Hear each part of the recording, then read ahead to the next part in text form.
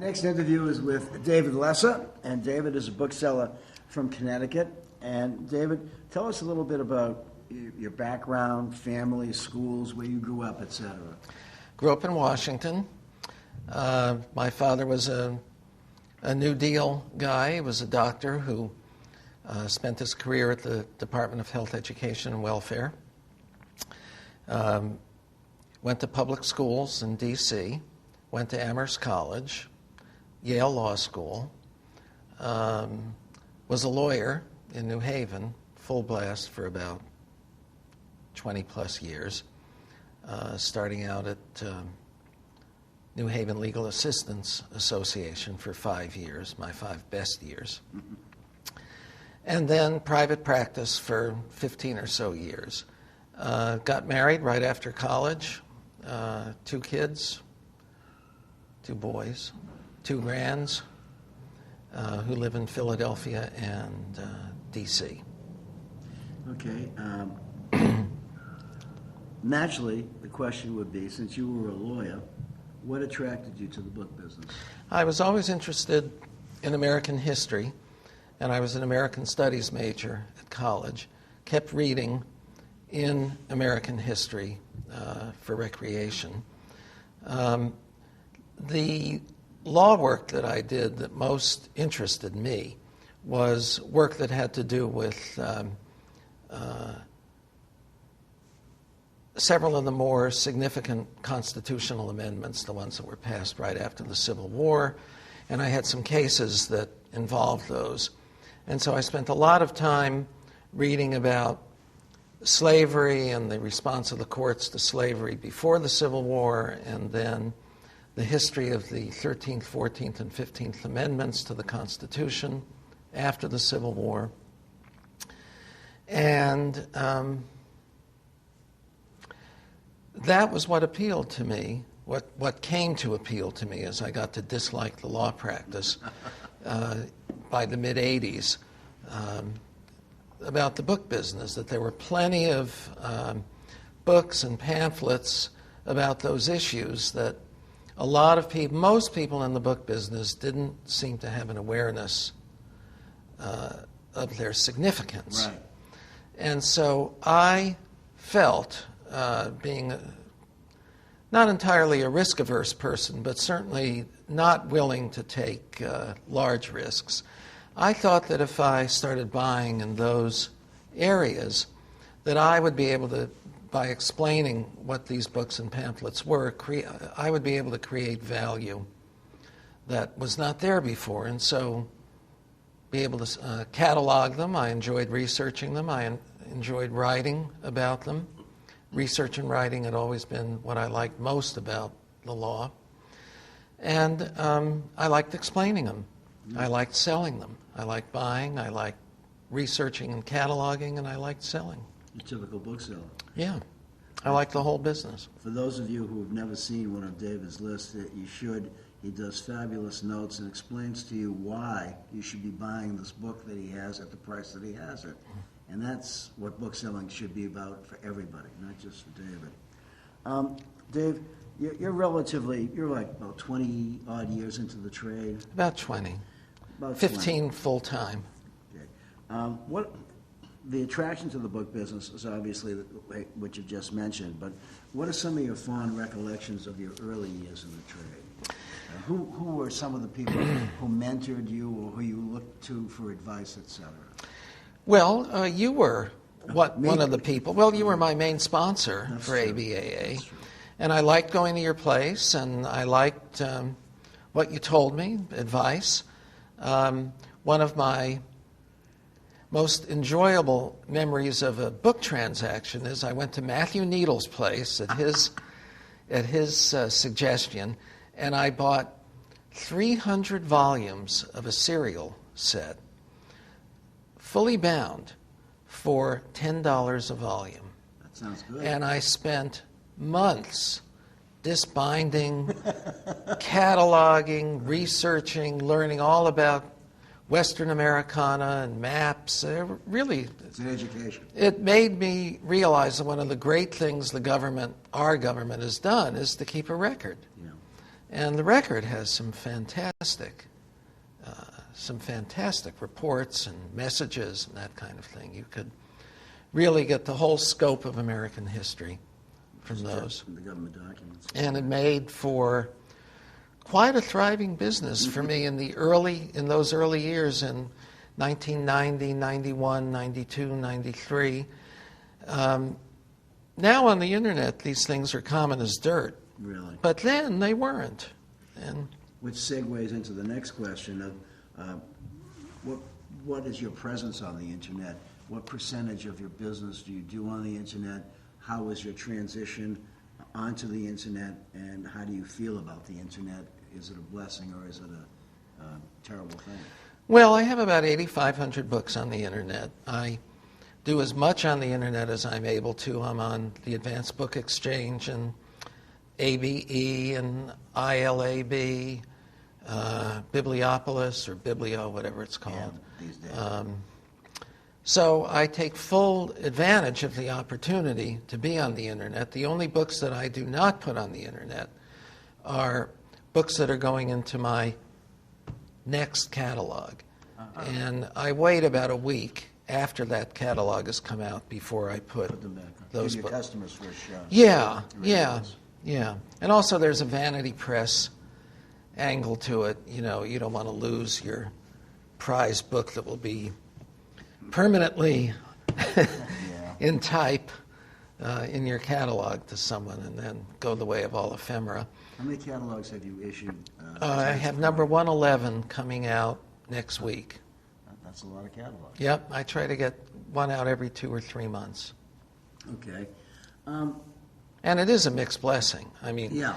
It makes it, I'm not even sure anymore it makes it easier to sell because there's such an overload now of stuff on the internet that I find that I can put out little lists of things I cataloged 15 years ago, and I'll sell 20 to 25% of those. They've been on the internet for 10 or 15 years. And they haven't been bought. And they haven't sold, yeah. Obviously, the thing about the internet that I think affects us most as booksellers is that the book business becomes increasingly a market. Nobody would think on the stock market of if I owned a share of IBM, I would never think of going to you and saying, Mike, you're an expert on IBM. Why don't you take this share and sell it? Because there's a standard market for it. But in the book business, that's really exactly what we do. I don't know anything about Mark Twain, Mike. You're an expert in it. You take this book and sell it and send me half of whatever you get. Or Pope's Bridge Architecture. But you know what I mean, that the advantage of expertise is diminishing as markets become standardized. Mm-hmm. And this, I think, explains the push in the business among us dealers to get unique items. Mm. Well, that certainly sounds pretty logical today. If you were entering the book trade today, how would you do it? I'm not or sure. Would you do it? Well, yeah. I mean, I think people should do what they love to do, period. And if it doesn't work, well, they tried. Mm. So I don't know exactly how I would do it. And one of the reasons I say that is that really looking back, I don't know exactly how I did it. I heard Phil McBlain, my predecessor at this interview, say that he thought it would be a good thing for new people to work for somebody else for a while. I never did that. No. And I thought I was completely self-taught except for advice I would pick up along the way from you or Bill Reese or Clarence or Zinman or some other dealers, helpful dealers. And I really doubt that that's the best or most efficient way to do it, but you really should just figure out what it is that you love to do and then try to do it. Give it a shot, huh? Yep. What do you see as the greatest challenges facing the book trade as we look forward into the future? I'm really not sure. I've heard a lot of these stories about how people don't buy books to read anymore. They buy them as things. But I think people always bought books as things. When pocketbooks started coming out, and you could buy a Penguin edition of Moby Dick, people still wanted to buy the first edition of Moby Dick, and the price for that has gone up. Yeah. So, I don't know. I do think that the standardization of markets has already affected the business of a lot of people, and it will continue to affect it. And in our friends who like to do first editions, modern firsts, all fancy themselves as literary critics, and if they thought a particular book was great, boom, $10,000. And then you can go on the internet and you see books, the same book, for multiples smaller than that. So there's a lot of adjusting that people will have to do, and I don't know how the adjustments will be made or what exactly the adjustments are, but there are lots of changes coming, and there's lots of winnowing and sorting out that's going to happen. I'm sure people have talked with you about the decline of the open shop, the decline in attractiveness for purchasers of what used to be staples for purchase, regular books. So all we can say is things will continue to change exponentially. When I first started in the trade, there were open bookshops everywhere. Yes. Every place you could go, there was somebody had an open bookshop. And when I started, there were still a lot of open shops. And I remember with great pleasure a trip across the country, stopping in book places in Chicago, Springfield, Illinois, St. Louis, Pittsburgh, Kansas. I know there's a bookseller there. Who is it? I can't remember. I forget. The name, but... And then New Mexico and Southern California. These places are not there anymore.